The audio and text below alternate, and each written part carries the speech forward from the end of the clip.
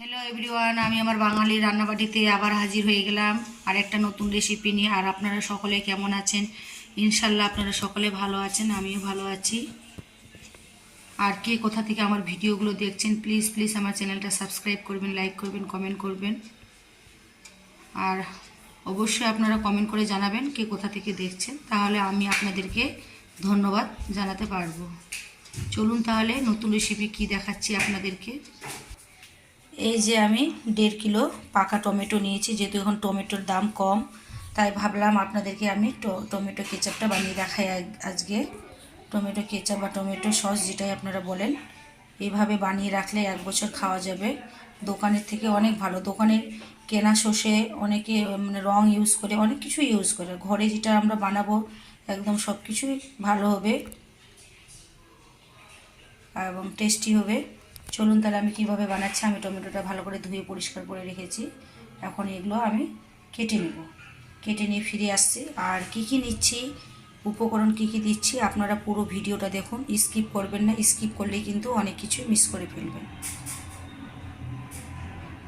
আমি তাহলে আসছি। এই যে আমি টমেটোগুলো কেটে নিলাম।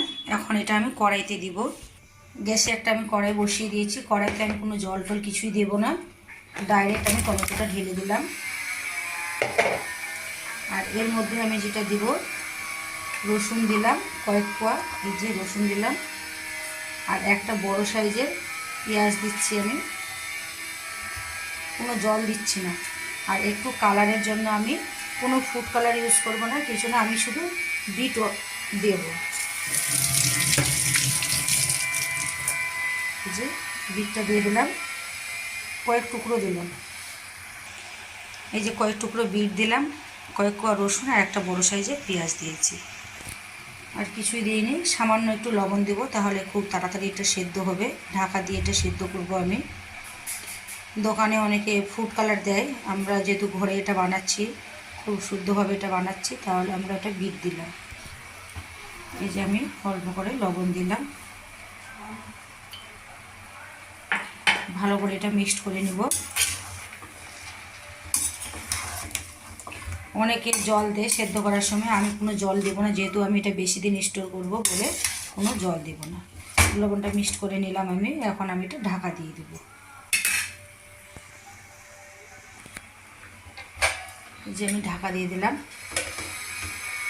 আমি কিছুক্ষণ পরে ফিরে আসছি। আমি আবার কিছুক্ষণ পরে ফিরে আসলাম। গ্যাসটাকে আমি কমিয়ে দিয়েছিলাম একটু, যেন জলটা ভালোভাবে বের হয়। এই যে দেখেন নরম হয়েছে অনেকটাই। এখন গ্যাসের ফ্লেমটা আমি একটু হাইতে করে দিলাম। আর 1/2 ইঞ্চি আমি আদা দিয়ে দিচ্ছি। অনেকে এই সসে দারচিনি, গোলমরিচ, এলাচ দেয়, আমাকে ওই ফ্লেভারটা ভালো লাগে না।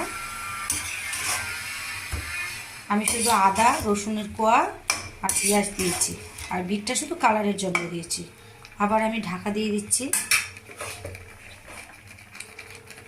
আবার আমি ঢাকা দিয়ে দিলাম। আমি আবার 5 মিনিট পরে ফিরে আসছি। আমি আবার কিছুক্ষণ পরে ফিরে আসলাম। গ্যাসের ফ্লেমটা একটু কমিয়ে দিলাম। এই যে দেখেন কি সুন্দর হয়ে সেদ্ধ হয়েছে, কালারটা কতটা সুন্দর হয়েছে। বিটের কারণে কালারটা আরও সুন্দর হয়েছে। আর আপনারা যখন এই সসটা তৈরি করবেন, টমেটোটা মানে বেশি পাকা নেবেন। লাল টুকটুকে টমেটোগুলো নিলে পরে টমেটো সসটা খুব সুন্দর আসবে। অনেকটা সেদ্ধ হয়ে গেছে। আমি 2 মিনিট পরে ফিরে আসছি আবার। এভাবে আমি ঢাকা দিয়ে দিয়ে নাড়ছি।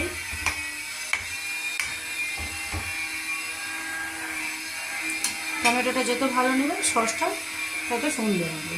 আবার আমি ঢাকা দিয়ে দিলাম। গ্যাসের ফ্লেমটা এখন হাইতে করে দিলাম। এই যে আমি চলে আসলাম কিছুক্ষণ পরে।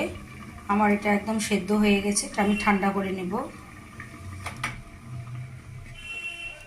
এই যে দেখেন কতটা নরম হয়ে গেছে সেদ্ধ হয়ে। এখন এটাকে আমাকে ভালো করে ঠান্ডা করে নিতে হবে। ঠান্ডা করে তারপরে আমি ব্লেন্ডারে ব্লেন্ড করে নেব। আমি তাহলে ব্লেন্ড করে ফিরে আসছি। গরম অবস্থায় ব্লেন্ড করবেন না, ঠান্ডা হবে তারপরে ব্লেন্ড করবেন। ব্লেন্ডারে ব্লেন্ড করে নিলাম। এটা এখন আমি ছাঁকুনিতে ভালো করে ছেঁকে নেব। এই যে আমি ছাঁকুনিতে নিচ্ছি, এটা ভালো করে ছেঁকে নিতে হবে। এইভাবে স্পুন দিয়ে দিয়ে এটা আমি ছেঁকে নিচ্ছি। এই যে এইভাবে এটা ছাঁকতে হবে, আর এই দানাগুলোকে এটা ফেলে দিতে হবে। এই যেটা আছে পিউরিটা আমি নিয়ে নিয়েছি। এই যে আমার ছাঁকা হয়ে গেছে, এটাকে আমি এখন ফেলে দিচ্ছি। বাকি প্রসেসটা আপনারা আমার সঙ্গে থাকুন আর দেখুন। এই যে আমি টমেটোর পিউরিটা ছেঁকে নিলাম ছাঁকুনি দিয়ে, এটা এখন আমি কড়াইতে দিয়ে দিচ্ছি। বিট দেওয়ার কারণে কালারটা দেখতে পাচ্ছেন কি সুন্দর হয়েছে, কালারটা একদম লাল টুকটুকে কালার। আমাকে কোনো অন্য মানে ফুড কালার ইউজ করতে আর হলো না। কড়াইটা আমার গরম হয়ে গেছে, গ্যাসটা কমিয়ে দিলাম। এখন আমি পিউরিটা ঢেলে দেব।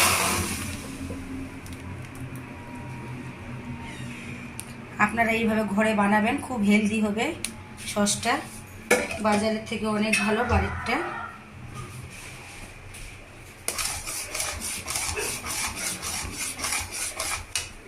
আমি এক এক করে সব মশলাগুলো দিয়ে দিচ্ছি। এখন আমি একটু লবণ দিচ্ছি, তখন অল্প করে দিয়েছিলাম, এখন আবার একটু দিলাম, লবণটা দিলাম।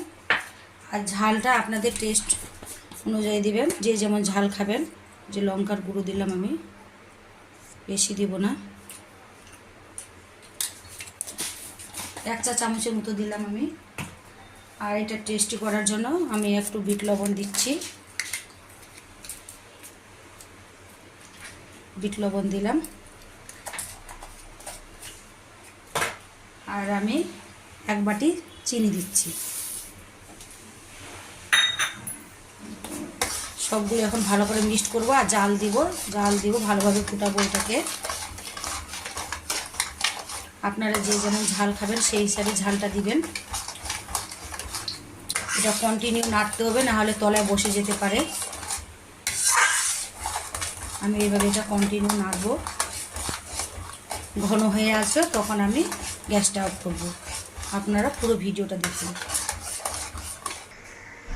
এই যে দেখেন এটা ফুটে এসছে, এখন আমি 1/2 কাপের মতো ভিনিগার দিয়ে দিলাম।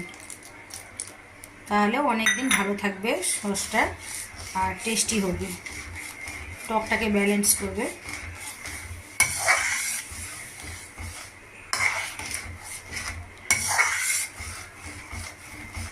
ভিনিগার না দিলে সস বেশি দিন সংরক্ষণ করা যাবে না।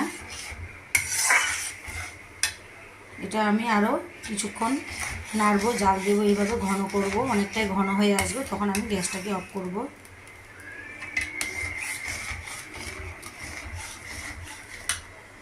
আমি আবার কিছুক্ষণ পরে ফিরে আসছি। আমার সসটা একদম কমপ্লিট। এটা আপনাদেরকে আমি চেক করে দেখাচ্ছি কতটা গাঢ় হয়েছে। অনেকক্ষণ ধরে জাল দিলাম, দেখেন কতটা কমে গেল, অল্প হয়ে গেছে। সব কিছু আমি চেক করে নিয়েছি, পারফেক্ট আছে, ঝাল, লবণ, মিষ্টি, টক। এটা একটা প্লেটে নিয়ে আপনাদেরকে চেক করে দেখাচ্ছি কতটা গাঢ় হয়েছে। এই যে আমি একটু প্লেটে নিচ্ছি, এই যে দেখেন কতটা গাঢ় হয়েছে। এখন আমি গ্যাসটা অফ করে দিচ্ছি, ঠান্ডা হয়ে আসলে আপনাদেরকে আমি এটা পরিবেশন করে দেখাচ্ছি।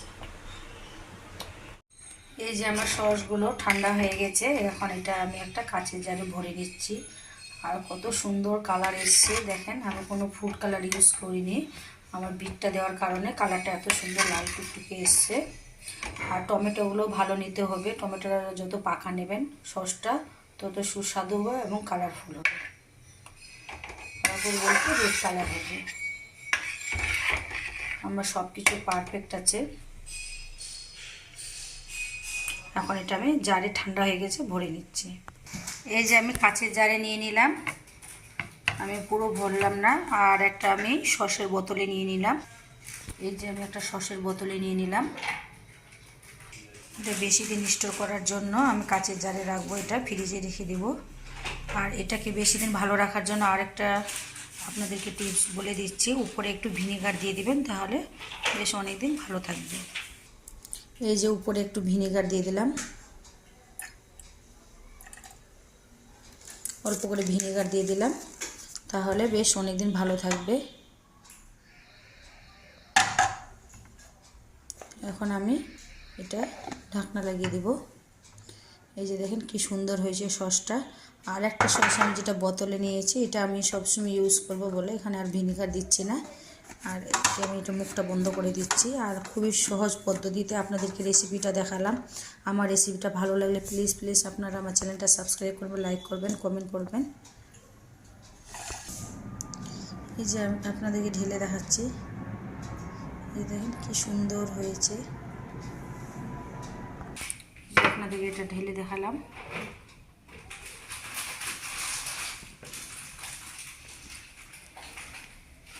দেখে মনে হচ্ছে না একদম দোকান থেকে কিনে নিয়ে আসা সস। টেস্টটা দোকানের থেকেও ভালো হয়েছে। আপনারা একবার ট্রাই করে দেখতেই পারেন।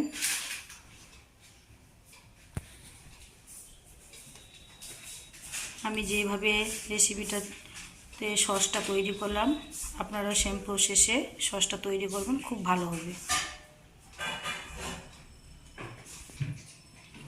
ধন্যবাদ।